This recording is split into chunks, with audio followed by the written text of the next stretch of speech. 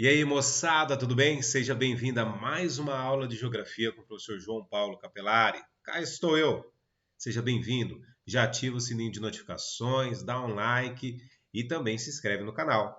Daí você recebe toda vez que tiver um vídeo novo, tiver uma explicação nova para você. Já aproveita, pega seu lápis, sua borracha, seu caderno e a sua garrafinha de água aí, para você não ter que ficar levantando enquanto faz suas anotações.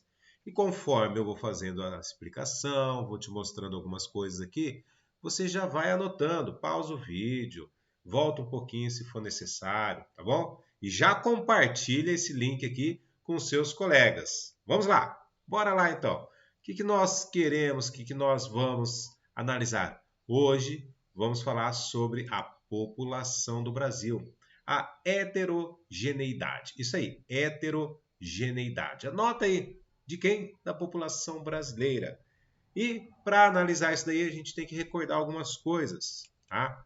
Eu vou olhando aqui para você, para a câmera, vou olhando para minha tela, para o meu material, minhas anotações aqui, que é importante sempre ter anotação, porque daí a gente consegue seguir um roteiro, tá bom? Então anota aí, heterogeneidade da população brasileira. Vamos começar falando sobre isso daí. O que acontece? Primeira coisa, a população brasileira, ela não surgiu de repente. A população brasileira surgiu de repente, ela começou do jeito que nós conhecemos, com toda essa grande população e essa miscigenação. Não. Essa mistura, essa miscigenação dos povos é a origem do nosso território, do nosso povo brasileiro, da nossa população.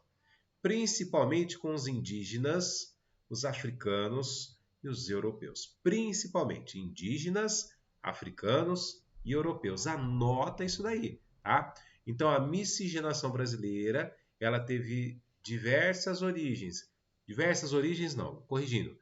Ela teve uma miscigenação diversas, com muitos povos, mas os principais povos, indígenas, africanos e europeus. Por quê, professor? Quando os portugueses chegaram ao território brasileiro, que hoje é o Brasil, já haviam indígenas aqui. E depois trouxeram quem? Os africanos como escravos. E daí nós percebemos que essa miscigenação começou a ser feita com essa origem, com esses povos, indígenas, africanos e europeus. Ok? Vamos lá, continuando. Mas acontece o seguinte, professor. Essa miscigenação, essa mistura toda, ela traz algum reflexo para nós, para nossa cultura? Sim, traz sim. Primeiro, a nossa língua falada, o nosso português. Tá certo, o nosso português não é igualzinho o português de Portugal, mas nós temos essa origem, uma língua latina, tá certo? Essa origem de Portugal, que aí nós temos algumas misturas com palavras africanas, com palavras indígenas e assim por diante, tá? Alguns costumes também. Você já dormiu em rede? Você deita em rede de vez em quando? Pois é um costume. Opa, mexi a câmera aqui, bati na mesa aqui. Esse aí é um costume indígena, não é verdade?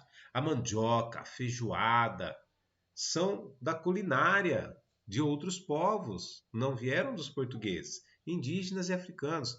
Você gosta de uma feijoada? Gosta, né? Então, ó, a religião, a música, a comida, as características físicas por causa dessa mistura, dessa miscigenação que nós temos aí. O cabelo escuro, o cabelo liso, apesar que o professor tá tendo a barba branca já, o cabelo ficando branco, ó, ficando grisalho, ficando mais bonito. Não é verdade? A nossa feição, a fisionomia do brasileiro, ela é característica, não é verdade? Única, nossa miscigenação, nossa mistura. E nós percebemos que, dependendo da região do Brasil, norte, nordeste, sul, sudeste, centro-oeste, tem uma diferença na fala, na cultura, na culinária, na característica física e assim por diante. Não é verdade? Então, cada estado acaba apresentando. Estou escutando meu filho ali. Cada estado dentro do território brasileiro acaba apresentando uma diferença na população, nessa formação. Por exemplo, aqui nós temos o costume de comer chipa. Eu vim do Paraná. Quando eu cheguei aqui, no Mato Grosso do Sul, que é onde eu estou agora, né? Quando eu cheguei aqui, eu não sabia o que era chipa, o que era sopa paraguaia. o que era sobá. Eu vim conhecer aqui. No Paraná não tem, não é chipa, não tem sopa paraguaia, não tem sobá. Eu vim conhecer aqui. Hoje está mais difundido por causa da globalização, por causa da questão da internet. É mais fácil difundir tudo isso, não é verdade? Mas é que o território brasileiro ele foi ocupado em diferentes momentos por diferenças na população. O sul do Brasil, por exemplo, ele foi ocupado principalmente por europeu. Na época de ocupar o sul do Brasil, vieram mais europeus, vieram os imigrantes italianos principalmente, mas não só italianos, tá certo? Vamos lá então. Deixa eu mostrar um mapinha para você aqui, para a gente analisar uma pequena diferença da população brasileira distribuída por cor. Isso daí. Dá uma olhada aqui que nós temos. Olha só, nós conseguimos entender aqui, ó, a distribuição populacional por cor em 2013. E daí nós temos uma concentração no litoral. Olha só, uma concentração no litoral do território brasileiro. Por que essa concentração no litoral do território brasileiro? É simples. Nós conseguimos identificar isso daí principalmente, olha só, principalmente por conta da ocupação que começou pelo litoral. Então, se essa ocupação teve início pelo litoral, a tendência é que nessa região fique a concentração da população. Não tem jeito, não é verdade? Então a população se concentra no litoral. Mas verifique, ó, o restante do Brasil, região norte, região centro-oeste, o próprio nordeste também está bem ocupado, né? Mas a maior concentração é aqui, ó, no litoral. E se você perceber, os gráficos mostram para nós aqui, quanto maior esse gráfico, né, por setor, conhecido como gráfico de pizza, não é verdade? É na região sudeste e sul, as maiores concentrações. Por quê?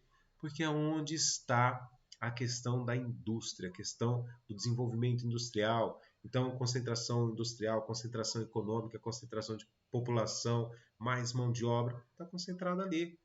É simples, não é um bicho de sete cabeças, não. É simples assim. E professor, por que no Nordeste está havendo essa concentração também no Nordeste hoje? Ó, 2013 já. Porque no Nordeste está havendo um atrativo das indústrias, porque a mão de obra é mais barata, os terrenos são mais baratos, os encargos são mais baratos. Então é um atrativo para a indústria. Ela sai hoje dessa área concentrada, que é a região Sudeste, e vai em direção à região Nordeste, porque ela ganha com isso. Ela ganha na produtividade, na mão de obra, nos encargos. E o custo dela é menor, o ganho maior. Simples desse jeito, tá? Fica mais fácil a gente perceber, não é verdade? Então, ficou fácil perceber isso daí. E nós temos o seguinte, aqui nós temos uma legenda que mostra para nós aqui, ó, a cor branca, população preta, população parda, população amarela e a população indígena. Qual é o predomínio que você encontra aqui, ó, em todas as regiões litorâneas, no litoral principalmente, né? Qual é o predomínio que você tem aqui? A parda, ela se destaca, que é o laranja, né? A cor branca, ela se destaca na região sul, tá? E aí eu tenho uma perguntinha aqui, ó, para fazer a comparação da composição da população no Amazonas e Santa Catarina. Olha no Amazonas o que nós temos aqui, ó. A população parda, ó, no Amazonas, a população parda se destaca. A indígena é menor, o branco é pouco também, mas a parda se destaca. Em Santa Catarina, olha a diferença. A branca se destaca. Por que será? Simples, né? Porque na região norte tem maior população indígena, maior miscigenação com os brancos, dando origem a pardos. Então, por isso que a parda é maior. É 2013. Então, houve uma maior miscigenação. No sul, Santa Catarina, uma menor miscigenação entre brancos e índios. Tá certo? Olha só, Rio Grande do Sul. O que nós temos aqui no Rio Grande do Sul? Dá uma olhada aqui, ó, Rio Grande do Sul. A maior parte da população é branca. E uma menor parte, negros e índios nem aparece aqui. E a população parda. Então, a mistura de brancos com negros, nós temos aqui, ó, os pardos. Não é? Olha só a situação. Vamos lá. Deu para a gente perceber, deu para você perceber, faz essa anotação aí, para você perceber aonde a população se concentra, na região litorânea. A maior concentração, sudeste junto com o sul, certo? E a diferença entre a região do Amazonas e a região de Santa Catarina é que no Amazonas tem maior população parda e em Santa Catarina maior população branca. Então, essa mistura, essa miscigenação que aconteceu aqui, tá bom? Dá para você identificar com mais tranquilidade. Agora, perceba o seguinte. Deixa eu voltar aqui para minha câmera principal. Presta atenção em mim aqui agora, tá? Isso daí, presta atenção em mim. E vamos lá, vamos dar continuidade. O que acontece? Depois que a gente verificou isso, que nós verificamos que em Santa Catarina tem o predomínio da população branca, e depois seguido de pardo e preto, e você verificou que na região sul veio mais imigrantes europeus do que a região do Amazonas. A região do Amazonas, o predomínio é de pardos, por causa do destaque da parcela indígena, dessa miscigenação. Então vamos falar um pouquinho dos povos indígenas no Brasil, seus descendentes, os habitantes nativos, que aqui viviam antes da chegada dos portugueses, dos colonizadores europeus, lá no século XVI, lá atrás, tá? Em 2010, foi registrado que a população indígena do Brasil ela estava maior do que 896 mil indígenas. Nossa, é muita gente? Não, não é muita gente, tá? Pelo território que só tinha indígenas, não é muita gente, tá bom? Mas, aproximadamente, esses 896 mil indígenas, dividido em 305 etnias, 305 culturas diferentes, vamos dizer assim. E concentrado hoje, no ano de 2010, essa concentração é principalmente na região norte do Brasil. Então vamos verificar um outro gráfico aqui para você ver essa concentração da população indígena no Brasil. Ok? Olha aqui. O que nós temos aqui? População do Brasil, a distribuição da população indígena em 2010. Então nós temos um gráfico aqui, ó. Fora das terras indígenas, o que está em amarelo, e das terras indígenas, ok? Em 2010, o censo que nós temos aqui. O que acontece? O Brasil ele tem a população predominantemente nas terras indígenas, a população indígena. Uma parcela significativa em 2010, fora das terras. Mas olha aqui por região no Brasil. As 5 regiões. Norte é a maior concentração da população indígena. E é onde tem a maior parcela em terras indígenas. Mas e esses índios que não estão em terras indígenas? Estão aonde? Nas cidades, nas vilas, nos pequenos municípios. Foram buscar conhecimento, estudo e assim por diante. Exato, interagir, né? Mundo atual. No Nordeste, a segunda maior concentração de indígenas, ainda nós verificamos uma mudança, um equilíbrio. Aproximadamente 50% nas terras indígenas e 50% fora das terras indígenas. E depois nós temos o Sudeste totalmente invertida a situação, pouquíssimos índios em terras indígenas, a maior parte fora delas, em cidades, nas áreas urbanas, já integrando a cultura branca, por assim dizer. Tá? Analisando o gráfico aqui, ó. Sul, aproximadamente 50%, né, em terras indígenas e 50% fora. E o Centro-Oeste, onde eu estou agora, no Mato Grosso do Sul, Centro-Oeste, tá? Que o Centro-Oeste é formado por Mato Grosso do Sul e Goiás. E dentro de Goiás tem o Distrito Federal, onde fica a nossa capital, Brasília, não é verdade? Centro-Oeste, a maior parcela da população indígena estão em terras indígenas. E uma parte menor fora das terras indígenas, buscando conhecimento, buscando estudo, trabalhando e assim por diante. Tá? Ok? Vamos voltar aqui à minha imagem, novamente, em tela cheia. Ok? Então, olha só, o que acontece? Nós percebemos essa mudança dos índios saindo das suas terras indígenas, indo para a cidade em busca de conhecimento. Mas mesmo assim, estão tentando preservar suas culturas indígenas. Aproximadamente 58% dos indivíduos que se declaram indígenas, dentro desse censo que foi realizado em 2010, que habitavam as terras indígenas, nessas áreas conhecidas pelo governo, que tem algumas áreas que ainda não são inóspitas por nós, né? Verdade? Então, esses grupos indígenas estão dentro desse território e mantendo as suas culturas, tentando manter ao máximo. Hoje, existe uma proteção muito forte, muito grande com relação ao indígena. Eles possuem muitos direitos, isso é muito bom para a gente respeitar e preservar essa cultura que faz parte da nossa história, a história do território brasileiro, tá certo? Mas acontece que ainda uma boa parte vai até a cidade, vai buscar conhecimento, vai buscar um desenvolvimento e dessa parte, muitos retornam às terras indígenas para ajudar, para levar um pouco mais de saúde, um pouco mais de conhecimento, tecnologia, a ajudar a preservar a própria cultura, tá certo? Ok? Quem é que mais sai? Quem é mais difícil dos indígenas ou qualquer etnia ou qualquer raça, vamos dizer assim, preservar a sua cultura? Os jovens. Os jovens são aqueles que se aventuram mais, que querem ir além, que querem buscar novidade, que querem sair e alçar novos voos.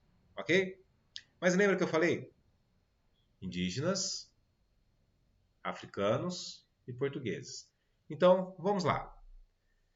Fala para mim, aliás, você não vai conseguir falar para mim, mas dá para você pensar quais são, a primeira coisa que vem à sua mente, quais são as heranças que nós, brasileiros, dentro da nossa miscigenação, herdamos dos africanos. Será que você pensou naquilo que eu estou pensando? Ou pensou em várias coisas? Olha, a primeira coisa que eu vou colocar aqui para você, e vamos falar outras também, tá? Mas eu vou colocar essa imagem aqui para você. Olha que bacana.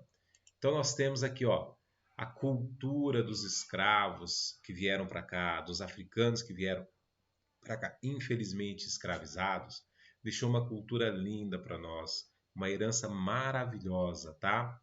Então, ó, por exemplo, a alimentação. Aqui tem um exemplo de uma baiana fazendo um acarajé. Ah, que delícia, hein? Que vontade de comer um acarajé. Eu já fui para a Bahia já e espero que você também já tenha ido. Tá? Se não foi, quem sabe se organizar, passar umas férias, uns dias lá. Então, ó, alimentação, mas não só o acarajé. Eu trouxe essa imagem que eu achei muito bonita, muito representativa, né? Mas a cultura da vestimenta, não só da alimentação e da vestimenta, mas da dança, da capoeira, por exemplo, da religião, que tem uma religião muito bonita. Nós precisamos conhecer diversas religiões para poder opinar. Não é simplesmente igual eu vejo muitas pessoas que dá a sua opinião e normalmente uma opinião que não é agradável e se exalta falando disso. Não, tem que conhecer. Primeiro tem que conhecer, saber os fundamentos, buscar as informações para depois saber dar opinião. Olha, eu concordo desse lado, discordo desse. Isso não significa que você tem que brigar com a pessoa que tem uma religião diferente, discutir, entrar em confronto. De jeito nenhum, respeitar. Isso é fundamental, respeito. Então você tem que conhecer e respeite. Se não é da sua opinião, se você não comunga da mesma ideia, não precisa ter a mesma ideia, mas tem que respeitar, tá certo? Então, olha só, a cultura africana também trouxe para nós muitos e muitos benefícios na nossa cultura agora, além da culinária, da religião, da vestimenta, da dança, da música, artistas maravilhosos, não é verdade? Então nós precisamos sempre buscar mais informação. E eles, né, os africanos que vieram para cá, lutaram pelos seus direitos. Eles foram escravizados, tiraram ele de um território que eles tinham todo conhecimento, uma cultura, uma vivência, uma religião, e trouxeram para cá onde eles não tinham nenhum conhecimento. Eles tiveram que se adaptar à força. Não teve jeito. não é verdade? E até hoje ainda existe, vamos dizer assim, preconceito com relação a eles. Então a população foi explorada e ainda foi deixada de lado, tirado seus direitos. É um absurdo isso. Na verdade, todos possuem direitos iguais. Lembre-se sempre disso, respeitar todas as etnias, as religiões, mesmo que você discorde, não seja sua opinião.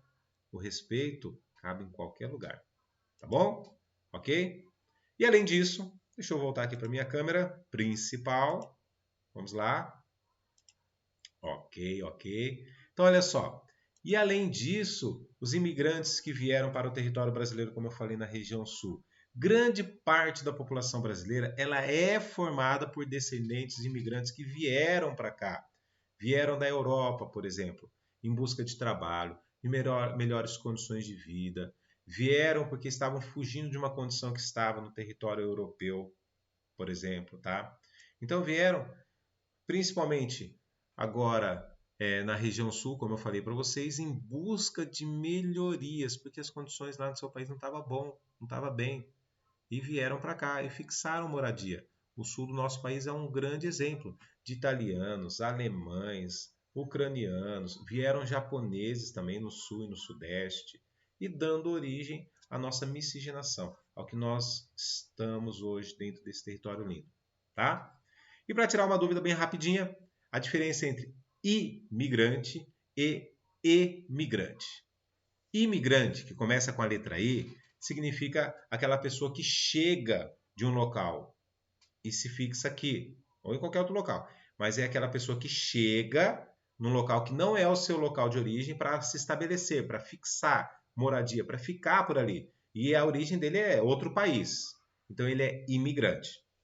Emigrante é a pessoa que sai do seu local de origem para se estabelecer em outro, para se fixar em outro local. Então, daí é emigrante.